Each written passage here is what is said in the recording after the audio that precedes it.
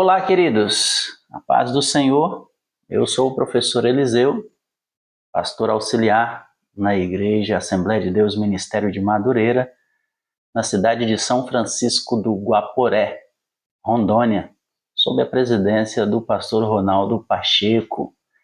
E estamos aqui hoje para mais uma pré-aula dessa feita lição de número 2, lição que será ministrada no dia 12 de janeiro de 2025, a segunda lição desse trimestre, a segunda lição do ano letivo. E essa lição traz o título aí, Em Permanente Vigilância, o chamado à santidade e a preparação. Esse trimestre nós estamos estudando sobre os movimentos pentecostais, ou pentecostalismo, e falamos na lição de número 1 a respeito da descida do Espírito Santo. Na lição de hoje, nós vamos falar sobre alguns movimentos e alguns cuidados que precisamos ter a respeito do esfriamento espiritual. Alguns movimentos que surgiram ao longo da igreja do primeiro e segundo século e falar do esfriamento espiritual e os cuidados que devemos ter com um autoexame permanente na nossa vida. Então vamos à nossa lição de hoje. Deixa só eu colocar aqui a nossa lição na tela para que vocês possam acompanhar, para que possam estar a par aí do conteúdo da lição.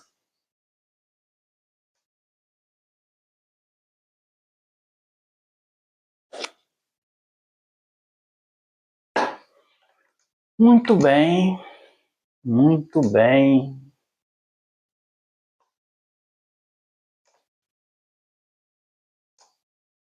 Já está na tela a nossa lição e vamos lá. Temos aí o nosso texto áureo em Romanos capítulo 13, o verso 11, que diz: E isto digo, conhecendo o tempo, que já é hora de despertarmos do sono, porque a nossa salvação está agora mais perto de nós do que quando aceitamos a fé. Romanos capítulo 13, o verso 11. É tempo de despertarmos. Paulo fala muito a respeito dessa questão do despertar, do sono espiritual, porque isso é um perigo real nas nossas vidas. Em Efésios, escrevendo aos Efésios, ele diz que devemos despertar para que o Senhor resplandeça a sua luz em nossas vidas. E é importante estarmos vigilantes a respeito desse sono espiritual. Nossa verdade aplicada nos traz a seguinte lição: as experiências e os avivamentos do passado não nos dispensam de viver em constante vigilância e oração. O avivamento, ele precisa estar na nossa vida hoje. É o avivamento de hoje que me coloca em contato, em comunhão e estabelece um relacionamento entre mim e Deus.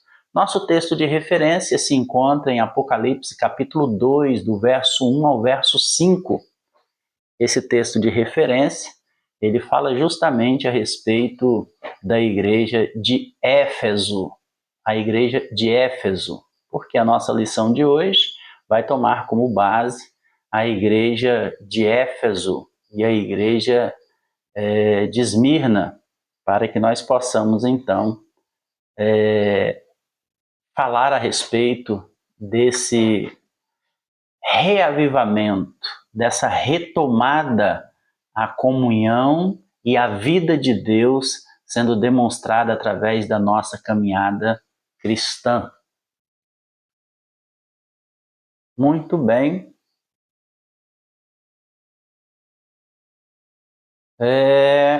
Nosso texto de referência se encontra em Apocalipse, capítulo 2, do verso 1 ao verso 5.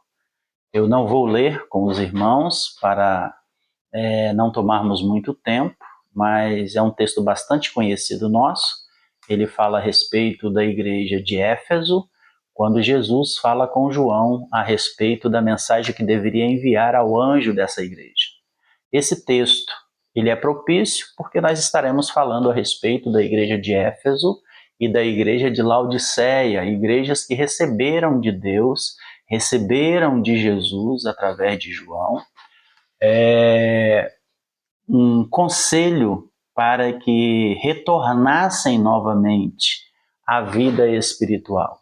Eram igrejas que estavam mornas, eram igrejas que estavam saindo, desviando daquilo que aprendeu no princípio com os apóstolos. Motivo de oração: ore para que a igreja permaneça vigilante e avivada até a volta de Jesus. Eu oro, você me acompanha.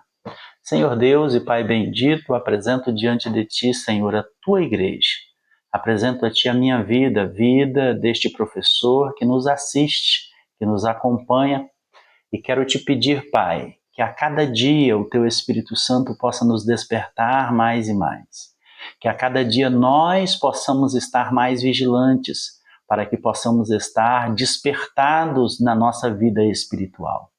Para que as ciladas do inimigo não nos venham a afastar, Senhor, da Tua presença, mas que possamos identificar aquilo que seja externo, que nos tenta esfriar, e aquilo que seja interno, que nos tenta afastar de Ti.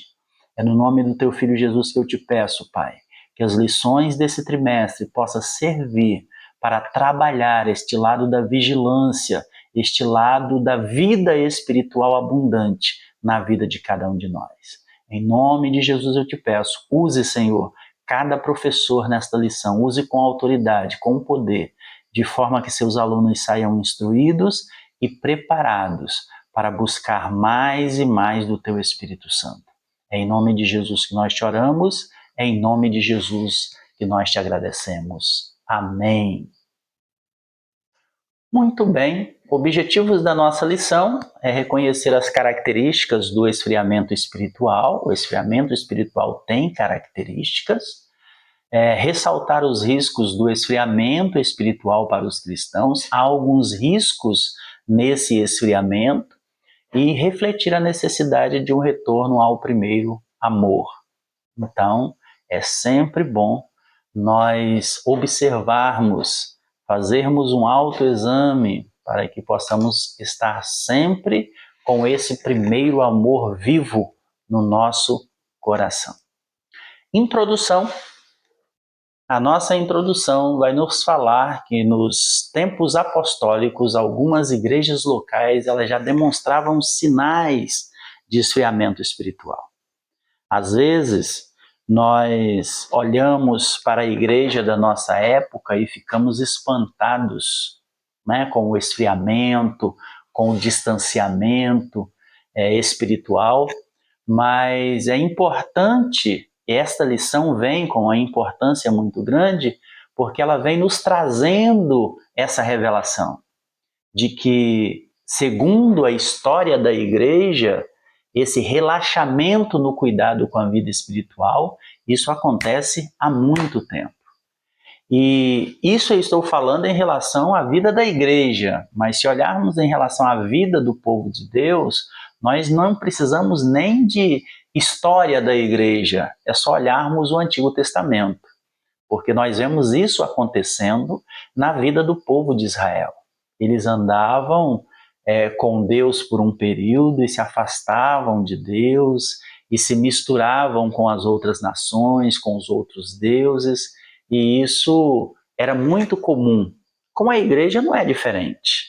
Por isso, esse conselho, esta observação deixada por Jesus e os apóstolos, que nós devemos estar vigilantes, estar atentos em relação à nossa vida espiritual. E isso pegou a igreja primitiva. Isso aconteceu nos primeiros séculos da igreja. Ali no final da vida dos apóstolos, esse esfriamento espiritual ele começou a entrar no meio da igreja. E isso resultou no surgimento de diferentes movimentos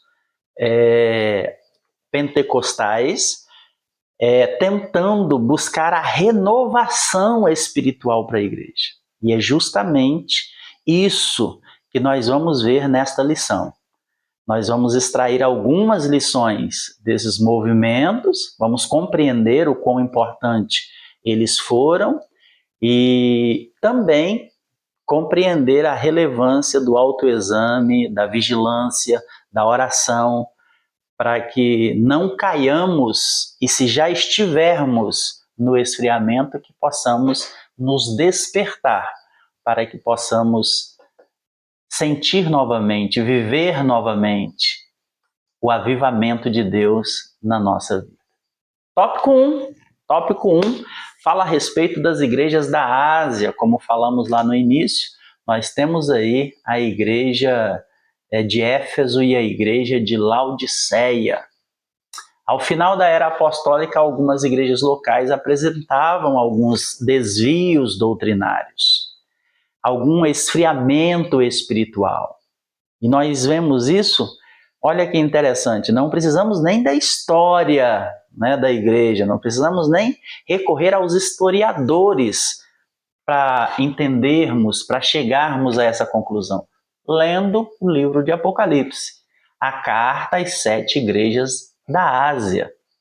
Quando João estava exilado ali na ilha de Patmos, ele foi instruído pelo Senhor a escrever algumas cartas endereçadas a algumas igrejas, que continham admoestações, conselhos específicos para aquelas igrejas a respeito da sua vida espiritual. A primeira carta que nós vamos mencionar aqui, das duas, né, é a carta à igreja de Éfeso. A igreja de Éfeso, ela foi muito elogiada por Deus. Ela foi elogiada pela sua intolerância à heresia, então ela era uma igreja que estava muito centrada na palavra. Ela foi uma igreja que, apesar de elogiada pela sua intolerância à heresia, ela foi reprimida, ela foi chamada a atenção por causa do seu esfriamento no exercício do amor. Éfeso tornou-se uma igreja fria, indo na contramão dos ensinamentos apostólicos. O que podemos extrair de lição dessa igreja de Éfeso? O que podemos extrair de lição para nós? Apesar da igreja de Éfeso ser uma igreja que era firmada na palavra, que observava a palavra, que seguiu aquilo que o apóstolo Paulo disse a ela, que a salvação é pela graça, que nós devemos ter um relacionamento especial com Deus, que devemos a Ele toda honra, toda glória, que só há um evangelho. Apesar dela observar tudo isso, o amor dela se esfriou. E quando nós falamos aqui em amor, é muito comum nós pensarmos no amor a Deus. E isso pode ser uma realidade. Mas quando a gente observa os escritos e os elogios que Jesus faz à igreja de Éfeso, podemos chegar a uma conclusão, podemos conjecturar que esse amor que se esfriou era justamente o amor entre os irmãos. Como é possível eu continuar amando a Deus e não amar o meu irmão? Quando a própria palavra, segundo Pedro diz, que a demonstração do meu amor a Deus é justamente o amor ao meu irmão. O que acontece é o seguinte, é que muitas das vezes nós nos apegamos tanto à palavra, à letra da lei, que muitas das vezes nós não levamos em consideração como nós tratamos os nossos irmãos. O que poderia estar acontecendo ali em Éfeso era justamente isso. A palavra da verdade era o que valia e já não se pensava mais como essa palavra era falada. Isso pode ser, né, um modo de ver esse esfriamento do amor ali na igreja de Éfeso. De tanto zelo pela palavra, já não se observava mais como falava essa palavra aos irmãos na correção, no auxílio, né, para que o irmão se firmasse, para que o irmão se consertasse. Talvez faltasse esse tipo de amor ali no meio dos irmãos na igreja de Éfeso. Então, houve um esfriamento naquilo que foi ensinado pelos apóstolos à igreja de Éfeso, sobretudo pelo apóstolo Paulo. Já na igreja de Laodiceia, ela não foi enaltecida em nada e, pelo contrário, ela foi só admoestada, ela foi só chamada a atenção por ser uma igreja morna, uma igreja apática e uma igreja que já não percebia o seu estado miserável. Então, o Apocalipse capítulo 3 e o verso 16, Jesus, falando a João, diz para escrever para aquela igreja, né? Assim, porque és morno e não és frio, nem é quente, vomitar-te-ei da minha boca. Então, por falta de compromisso com as coisas de Deus, os crentes de Laodiceia foram exortados a serem zelosos e se arrepender do modo de vida em que viviam. O grande problema do pecado na vida da igreja não é exatamente o pecado, porque João diz que é bom que a gente não peque, mas se a gente pecar, a gente tem um advogado. Então, o grande problema não é o pecado. O pecado a gente tem um advogado. O grande problema que vai gerando essa frieza espiritual, essa apatia espiritual, é justamente quando nós começamos a ficar insensíveis à voz do Espírito, quando nós começamos a olhar e a praticar esse pecado, e isso já não nos traz nenhum desconforto espiritual. Quando isso passa a ser normal na nossa vida, isso é um problema. É justamente isso que leva ao esfriamento espiritual. Não é necessariamente o pecado, porque o pecado confessado, abandonado, ele recebe perdão de Deus. E automaticamente, ao receber o perdão de Deus, eu restabeleço a minha comunhão com Ele. Eu restabeleço o meu relacionamento com Ele. O grande problema é quando esses pecados começam a fazer parte rotineira da nossa vida. Eu tive um pastor, alguns anos atrás, que ele dizia que o pecado na vida do crente não pode ser algo normal, ele tem que ser um acidente de percurso. Ou seja, falhamos, é verdade, todos nós falhamos, todos nós pecamos. Alguns mais, outros menos, porque isso varia de vigilância para vigilância. Alguns pecam um tipo de pecado, outros pecam outro tipo de pecado, mas, por fim, todos nós acabamos por pecar. Então, o grande problema não é necessariamente o ato de pecar, mas é o que eu faço após pecar. E Laodiceia, ela se acomodou no pecado. Ela não percebeu o estado miserável em que ela estava. Por isso, Deus chama a sua atenção, dizendo que ela deveria se arrepender, deveria ser zelosa, deveria buscar em Deus uma solução para aquela situação espiritual miserável que ela vivia. Tópico 1.3: a permanente vigilância. Ainda no início da igreja, muitos não se expressavam mais o mesmo vigor de antes. Lá no início, finalzinho do século I, meados do século II, final do século II, ali pelo fim da vida dos apóstolos, quando os apóstolos foram morrendo, os apóstolos deixaram então de comandar a igreja, houve o início de um esfriamento muito grande. Houve o início de um esfriamento muito grande. E a igreja agora já não era mais aquela igreja viva, aquela igreja ousada, aquela igreja disposta que nós vemos no livro de Atos dos Apóstolos, que nós vemos nos escritos paulinos. Agora já faltava ânimo para a oração, faltava amor pela palavra. O louvor se tornou morno, a adoração já era sem vida. Nós temos ali, no final do primeiro século, início do segundo século, meado do segundo século, uma situação na igreja que se encaixa muito com aquilo que Jesus falou. Vocês me louvam com os lábios, mas os vossos corações estão distantes de mim, estão longe de mim. O que acontecia? Ou o que acontece conosco? Muitas das vezes,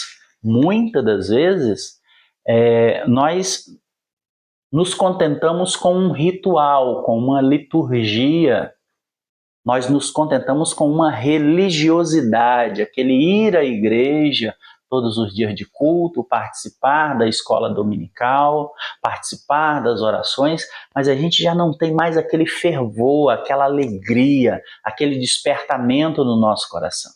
E isso é um problema. Precisamos estar atentos, porque quando a indiferença e a sonolência espiritual tomam conta da caminhada cristã, isso é um sinal gritante de esfriamento espiritual. E este estado de esfriamento espiritual, ele deve ser revertido com urgência para evitar que declinemos de nossa fé. Como aconteceu com a igreja de Éfeso, como aconteceu com a igreja de Laodiceia.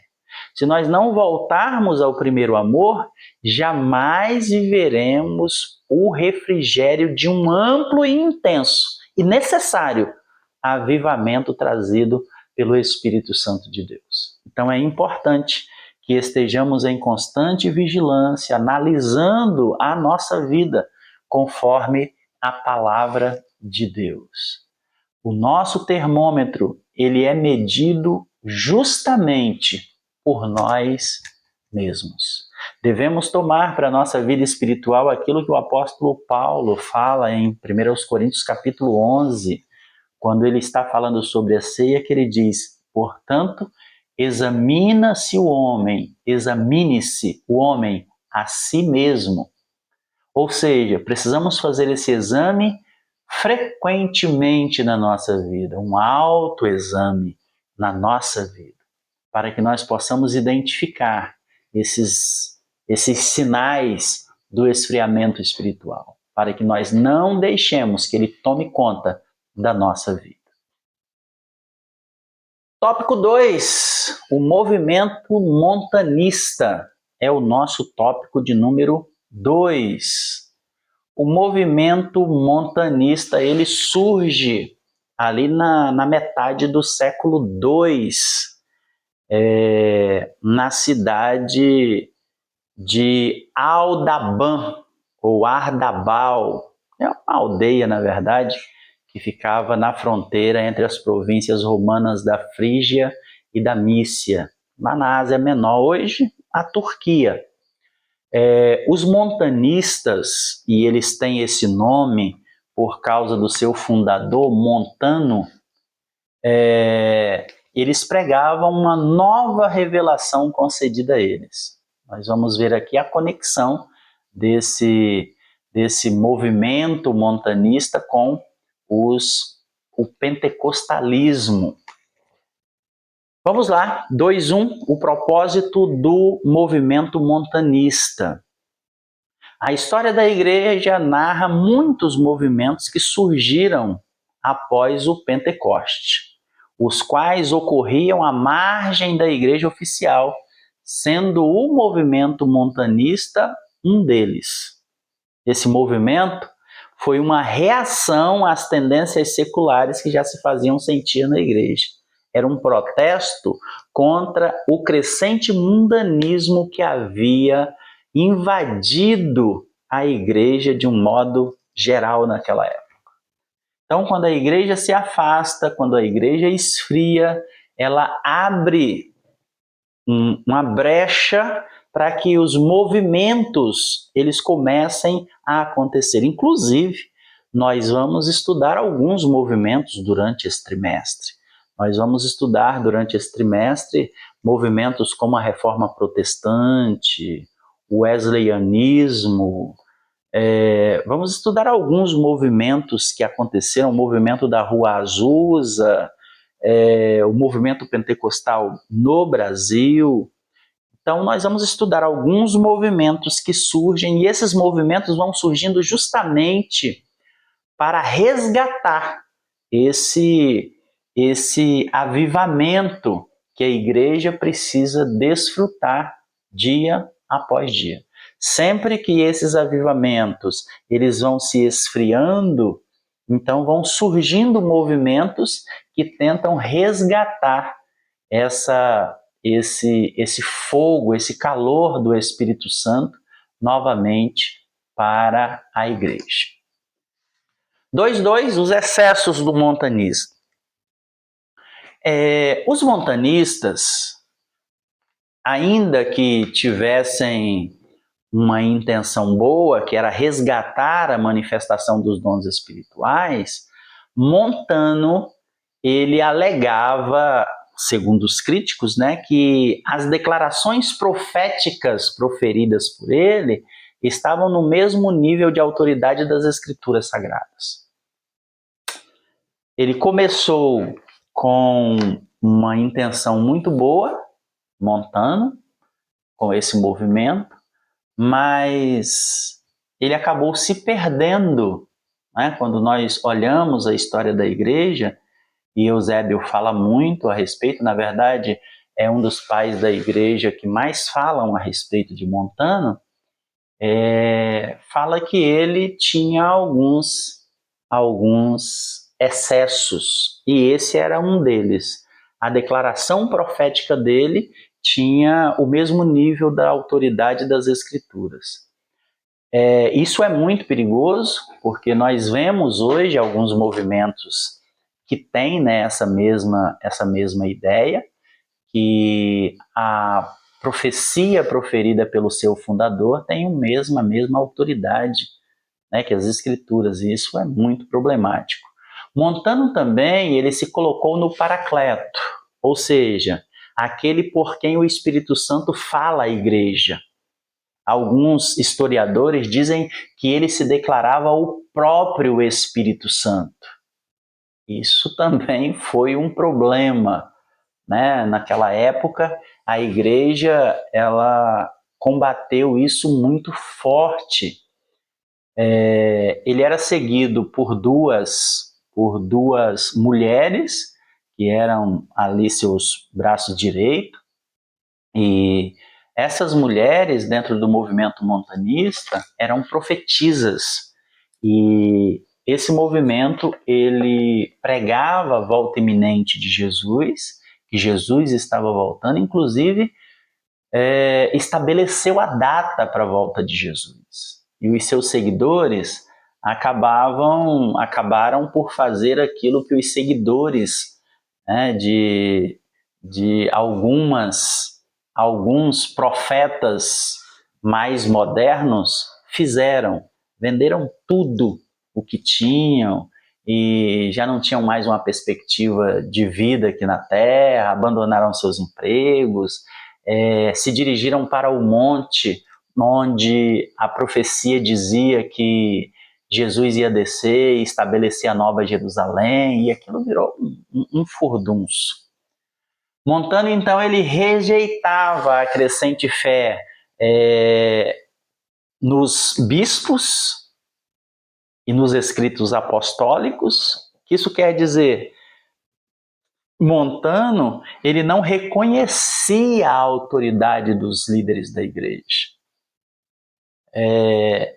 Ele estava mais naquele grupo que o apóstolo Paulo fala, aos coríntios, né, que tinha lá aqueles que eram seguidores de Paulo, de Apolo, de Pedro, e tinha aqueles que eram seguidores de Jesus, só obedecia a Jesus.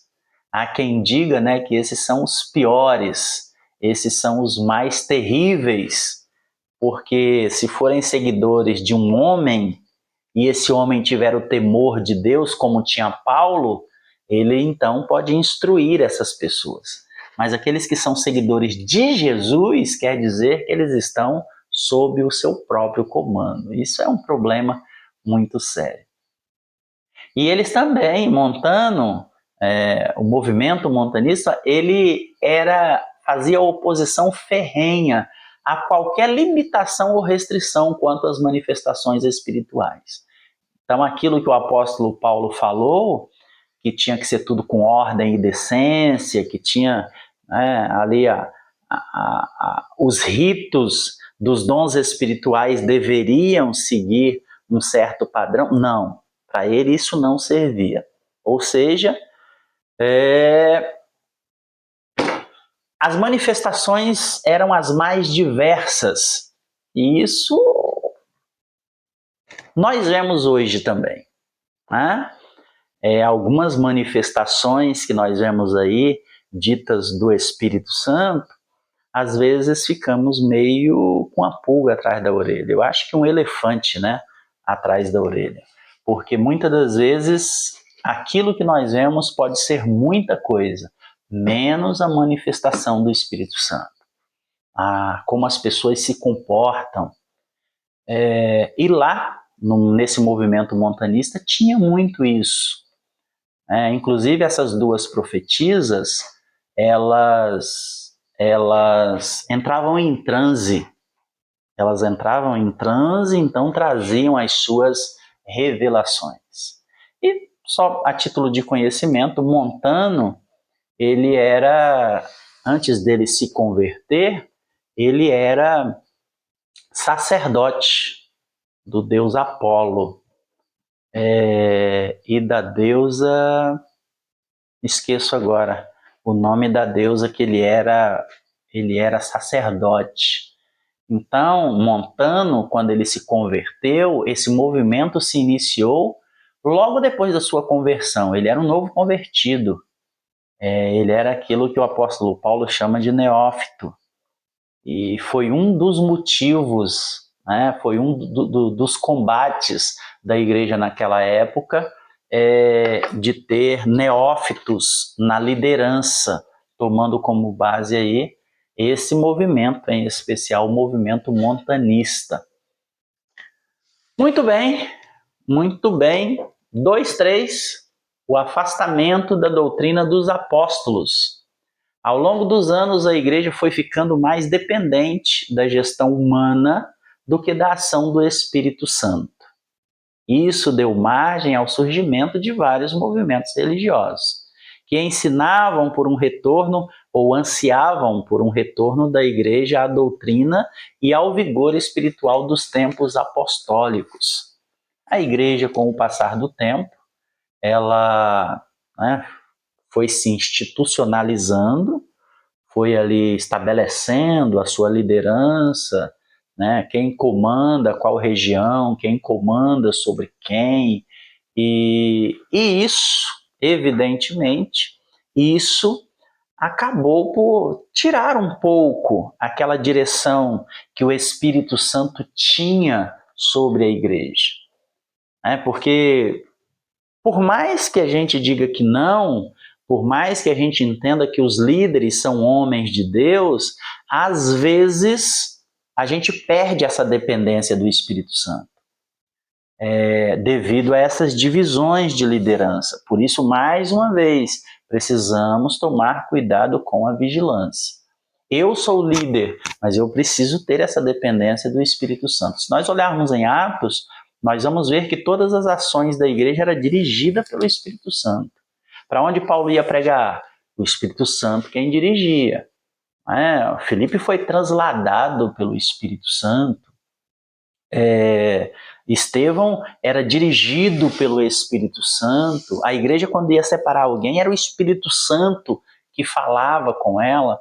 Então, com essa institucionalização da igreja, com essa organização humana da igreja, isso foi se perdendo. E se perdendo isso, deu margem para o surgimento desses vários movimentos religiosos que ansiavam por esse retorno, né, da direção do Espírito Santo na igreja, que é o que faz de fato, né, na verdade, a igreja progredir, é a direção do Espírito Santo. Sem essa direção do Espírito Santo, a igreja pode até crescer de forma numérica, mas a igreja, ela perde a característica, a imagem, aquela que o Espírito Santo veio restaurar na nossa vida, a imagem de Cristo. Então é Ele quem faz esse trabalho. Refletir acerca desses momentos na história da igreja nos leva a compreender a necessidade de fazermos sempre um autoexame na nossa vida, sob a indispensável ação do Espírito Santo e à luz das Escrituras.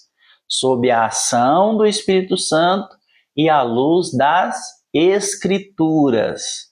O Espírito Santo me guiando e eu me baseando na palavra do Senhor, fazendo um autoexame de como eu estou me saindo nesse relacionamento com Deus. Porque quando nós nos afastamos desse ensinamento, dessa vontade de Deus, é a palavra, é o Espírito Santo que vai me fazer voltar novamente para o melhor lugar que eu possa estar, que é o centro da vontade de Deus. Muito bem, tópico 3. Tópico 3 fala sobre lições e alertas dos primeiros séculos. Tópico 3. A partir dos relatos bíblicos e históricos é possível extrair lições e alertas para uma jornada cristã vitoriosa, seguindo sempre no poder do Espírito Santo e no direcionamento da palavra de Deus, aquilo que nós finalizamos o outro tópico falando, equilíbrio, Espírito Santo, palavra de Deus, Espírito Santo, palavra de Deus, graça e conhecimento. Pedro diz que nós devemos crescer na graça e no conhecimento. É preciso evitarmos o comodismo, o esfriamento, a indiferença, porque isso acaba nos impedindo de servir a Deus de maneira agradável, com reverência e piedade, como diz o escritor aos Hebreus, no capítulo 12 e o verso 28. 3.1, lidando com os exageros e equívocos. É preciso prudência para lidar com os exageros e equívocos que venham a surgir na igreja. Para isso é bom refletir sobre como Paulo lidou com as questões do uso dos dons espirituais na igreja em Corinto. Havia exageros ali, pois parece que alguns ignoravam o propósito dos dons, enquanto outros se sentiam superiores. E qual era o propósito dos dons? Os dons, eles surgem com que propósito? Tanto os dons espirituais quanto os dons materiais. Os dons citados na carta de Paulo aos Coríntios, como os dons citados na carta de Paulo aos Efésios. Esses dons espirituais e ministeriais, qual a finalidade deles? A finalidade principal deles é a edificação da igreja. Edificação da igreja. Essa edificação da igreja é responsabilidade justamente desses dons, ou é o principal objetivo dos dons. O que é que nós tínhamos ali na igreja de Corinto? Os dons usados de maneira equivocadas, os dons usados de maneiras exageradas e ainda aqueles que se achavam superior aos outros porque ele tinha um dom. Ele tinha o dom e o outro não tinha o dom. E isso servia para que ele pisasse, para que ele desmerecesse, humilhasse o seu irmão. Parece que Paulo escreveu para nós hoje, né? Às vezes nós temos também esse tipo de comportamento. Quando somos usados por Deus, achamos ou nos sentimos melhor do que os nossos irmãos. E isso é muito perigoso, muito perigoso. Por quê? Porque o apóstolo Paulo, tratando com aquele povo, ele faz uma crítica muito ferrenha com o modo que eles estavam vivendo. E uma das críticas que ele faz, deixando, né, de maneira clara para eles o que é que de fato importava, na sua primeira carta aos Coríntios, no capítulo de número 12 e o verso de número 14, ele diz o seguinte, 12, 14 de Coríntios, 1 aos Coríntios. Ele diz assim: porque também o corpo não é um só membro, mas muitos. Ou seja, cada um tem a sua função no corpo e cada membro do corpo trabalha para que o corpo esteja bem. E é importante nós observarmos que para ele trabalhar em harmonia é preciso ser regado sempre pelo amor. É o que o apóstolo Paulo fala no capítulo 13 de 1 Coríntios. Ele diz que se tiver todos os dons e não tiver amor, isso não importa. Esses dons não têm valor nenhum se eles não forem usados com amor para a edificação da igreja de Cristo. Então, muitas das vezes, quando somos usados pelos dons, buscamos um avivamento, Deus nos aviva, Deus nos concede dons, Deus nos usa, e dali a pouco nós já estamos nos sentindo superiores aos nossos irmãos, como se nós conseguíssemos fazer alguma coisa sozinhos. E isso é um problema muito sério, que nós devemos tomar muito cuidado. 3.2, contínuo autoexame. É preciso fazermos um contínuo autoexame, uma autópsia, examinarmos a nós mesmos. Podemos extrair algumas lições das cartas às igrejas de Éfeso e Laodiceia, como ocorreu com Israel no período do Antigo Testamento. Não é suficiente manter atividades religiosas se o estado espiritual do povo é de indiferença. Como falamos lá atrás, às vezes a nossa vida se resume à religiosidade. E quero deixar claro aqui, né, a título de conhecimento aos meus queridos irmãos, que a religiosidade não é um problema, tá? Nós somos religiosos por natureza, e a religiosidade é justamente o exercício dessa minha religião. Então, todo mundo que tem frequência em ir à igreja, fazer suas orações, dar suas ofertas, fazer seu evangelismo, é alguém religioso, isso é religiosidade. Agora, o que Deus cobra é que essa religiosidade ela não possa ser vazia, ela não pode ser vazia. Então, todos nós somos religiosos e precisamos dessa religiosidade. Tá? Irmos à escola dominical todo domingo, irmos ao culto de ensino toda semana, irmos à igreja todos os domingos. Isso é religiosidade. Isso é salutar para a nossa vida. Só que a vida cristã não pode consistir só nisso. A minha ida à igreja tem que ter um propósito, tem que ter um motivo, tem que ter um porquê. Entendemos isso quando lemos o Salmo 27, o verso 4, quando o salmista Davi, ele diz ao Senhor que ele quer morar na casa do Senhor todos os dias, ele quer estar lá todos os dias. E quando eu leio aquele texto, eu imagino Deus perguntando para ele, para que você quer morar na minha casa todos os dias?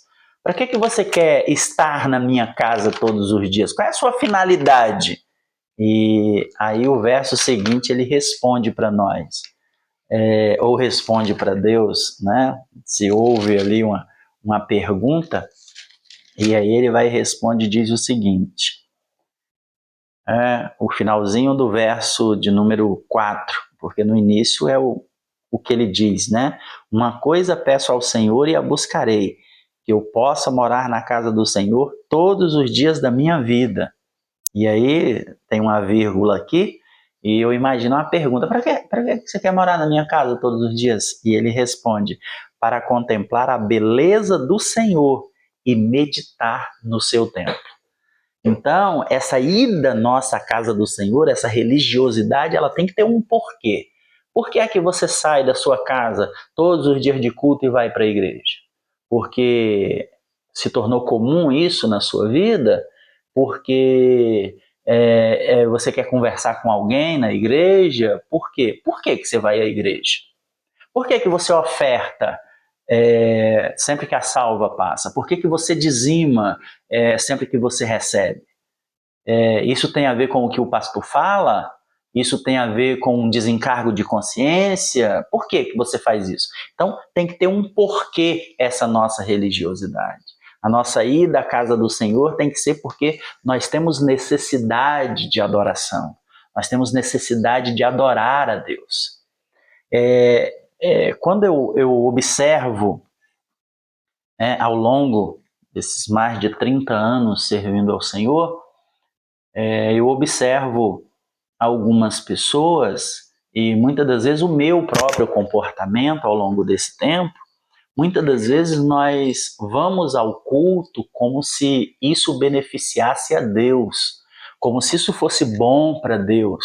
Às vezes nós tratamos o nosso Deus como o Zeus, o Deus da mitologia grega. Alguns de vocês já devem ter lido, visto algum filme, alguma coisa do tipo, algum documentário. Zeus, ele é um tipo de Deus que ele necessita da oração do povo para ele continuar forte, para ele se fortalecer. Toda vez que o povo para de orar, ele se enfraquece e Hades, que é o seu irmão do submundo, fica forte contra ele, então podendo ali tomar o seu lugar ou oferecer uma ameaça ao seu lugar. Não, o nosso Deus não é assim. Ele não depende da nossa oração, ele não depende do nosso culto. Deus não fica mais forte quando eu oro, Deus não fica mais forte quando eu oferto, quando eu dizimo, quando eu vou ao culto, quando eu adoro, quando eu oro, quando eu louvo. Não, isso é benefício para mim. Eu preciso entender que a minha ida à igreja, que o meu devocional a Deus, a minha religiosidade em torno do meu Deus, ela é benefício para mim. Eu faço isso porque eu preciso disso. Então eu preciso fazer esse autoexame constantemente, para que eu não esteja indiferente àquilo que Deus quer de mim. Então, é importante eu deixar de lado esse formalismo vazio, essa conduta incoerente com o padrão bíblico e experimentar experiências verdadeiras com Deus na minha vida. Isso é fundamental para uma vida cristã saudável.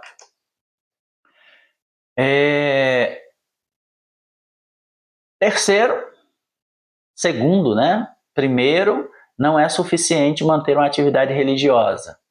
É a primeira lição, como era no Antigo Testamento. Segundo, as experiências de avivamento do passado não dispensam o cultivo de um viver constante de oração, vigilância e autoexame. Tá? Então, aquele despertar que eu tive em 2024 não serve para 2025. Aquele despertar que eu tive no início do ano Lá no dia 1º, do dia 31 para o dia 1º, foi aquele fogo, aquele Pentecoste na igreja, eu saí de lá falando em mistério, não, aquilo não serve para amanhã. Aquilo foi para aquele dia. Todos os dias a busca deve ser constante na nossa vida. Vigilância, oração e autoexame. A minha experiência do passado lá, de avivamento, não serve para agora. Não serve. A de hoje é de hoje, a de amanhã é de amanhã. Então eu preciso ter essas experiências com Deus de maneira contínua. E terceiro, o autoexame deve ser feito com a ajuda do Espírito Santo, com a ajuda da palavra. Oração, palavra, jejum. Oração, palavra, jejum. Eu preciso trabalhar esse tripé na minha vida para que eu possa, então, através desse autoexame, discernir o meu real estado espiritual. Por quê? Porque eu não consigo fazer isso baseado nos meus próprios conhecimentos e sentimentos humanos. Eu só vou conseguir entender o meu estado espiritual quando eu faço um autoexame baseado na palavra e na direção do Espírito Santo. Porque para mim, para o meu homem natural, eu estou sempre bem. Estou sempre bem. É incrível como a gente tem essa capacidade. Muitas das vezes a gente está sem ir na igreja, ficamos sem ir na igreja, ficamos sem orar, sem ler a palavra, semanas, meses, e o líder vem falar conosco: você está bem? Estou bem, tranquilo, estou bem. Ou seja, o meu homem natural diz que eu estou bem, claro que está bem. Para o homem natural estamos bem. Mas se nós fizermos um autoexame baseado na palavra, na direção do Espírito Santo, nós vamos ver que nós estamos mal, que nós estamos longe daquilo que Deus quer para a nossa vida. 3. Contínuo avivamento. A palavra de Deus traz muitos alertas quanto aos últimos dias. Esfriamento do amor, a apostasia da fé, aquela aparência de piedade, mas que na verdade não tem nada de Deus, são alguns desses alertas, desses esfriamentos que a própria Bíblia diz que iriam surgir. Então, é fundamental que a igreja, que nós não venhamos nos distrair com coisas secundárias, como, por exemplo, o crescimento numérico. A igreja está crescendo, nós tínhamos 100, agora nós temos 200 membros. Sim, mas alto lá, vamos parar um pouquinho. Essas pessoas, como elas chegaram na igreja? Como elas estão hoje? Qual é o modo de vida delas? São nascidos de novo mesmo? Estão tendo um crescimento espiritual? Porque às vezes nos distraímos com isso e achamos que está tudo bem. Eu faço sempre uma avaliação a respeito disso quando eu observo a porcentagem de evangélicos que nós tínhamos no Brasil há 20, 30 anos atrás e a porcentagem que nós temos hoje. Nós temos uma porcentagem de evangélicos hoje no Brasil 2, 3 vezes mais do que há 30 anos atrás. E nós percebemos que espiritualmente o Brasil ele fica mais escuro a cada dia. Mais escuro. E eu fico pensando como é que nós triplicamos o número de luz, de lâmpadas, e está mais escuro a cada dia. Tem alguma coisa estranha com essa luz, com essa lâmpada que se acenderam ao longo dessas 2, 3 décadas. Então, é importante nós entendermos que não devemos nos distrair de forma nenhuma com o crescimento numérico, com as grandes realizações, as grandes construções, as grandes obras sociais, os grandes planos políticos. Não, precisamos tomar muito cuidado, porque de maneira sutil o inimigo ele tem entrado no meio da igreja e tem esfriado o nosso ânimo espiritual, precisamos estar muito atento, muito atento. E para isso precisamos fazer aquilo que Jesus nos disse em Mateus: buscar em primeiro lugar o reino de Deus e a sua justiça. E estas coisas que vocês precisam, elas serão acrescentadas. Então, é preciso buscarmos um contínuo avivamento, um contínuo relacionamento com Deus, para que nós possamos estar prontos e preparados para testemunharmos, porque esta é a principal função da descida do Espírito Santo, para que sejamos capacitados a testemunhar através daquilo que falamos, através daquilo que vivemos, através da nossa vida diária. Conclusão: desde o Antigo Testamento, o povo de Deus passou por momentos de avivamento e de esfriamento. A presente geração de fiéis não deve ficar indiferente à mensagem que o Senhor enviou às 7 igrejas na Ásia, que diz: ouça o que o Espírito diz às igrejas. Apocalipse 2:7, 2:11, 2:17, 2:29, 3:6, 3:13, 3:22. Pois assim Deus revela o verdadeiro estado da igreja, sua vontade e sua provisão. É através daquilo que o Espírito Santo diz às igrejas que o Espírito Santo direciona a respeito da sua vontade e da sua provisão no meio de nós. Muito bem, finalizamos aqui essa pré-aula da nossa lição de número 2. Eu espero que essa lição venha ajudar você no domingo que vem. E eu quero te pedir carinhosamente que você se inscreva no nosso canal, que você compartilhe, que você curta, que você comente se você gostou da lição, o que precisa ser mudado, o que precisa acrescentar, para que nós possamos continuar com esse trabalho e que nós possamos abençoar mais e mais vidas através desse trabalho. Então, convido você, curte, comente, se inscreva e ative o sininho. Estaremos trazendo essa pré-aula no máximo até a terça-feira à noite, mas faremos um esforço muito grande para que ela esteja aqui toda segunda à noite, até a meia-noite de segunda, ela possa estar aqui com vocês, tá bom? Deus abençoe, tenha uma boa aula no domingo, em nome de Jesus. Até a próxima.